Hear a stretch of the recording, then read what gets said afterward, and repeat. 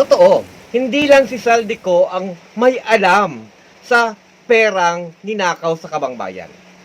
Kasama siyempre dyan ang nasa itaas. Sa pahayag mismo ni Saldico, sinabi niya mismo na hindi siya nag-iisa sa usapin ng mga bilyon-bilyon o trilyones pang insertions. Totoo, hindi po pwedeng makalusot ang ganito kalaking halaga nang walang basbas ng buong sistema mula sa liderato ng Kamara hanggang sa Malacanang.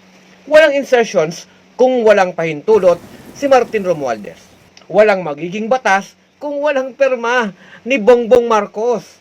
Kaya malinaw, hindi ito simpleng pagkukulang ng isang tao, kundi isang kasunduan na binasbasan ng nasa taas. Kung seryoso ang pamahalaan sa pananagutan, hindi po pwedeng gawing sakripisyo si Saldico lamang. Dapat isama ang lahat ng nakinabang at nagpatibay mula sa Kamara hanggang palasyo. Kaya lahat ng sangkot dapat managot at papanagutin silang lahat.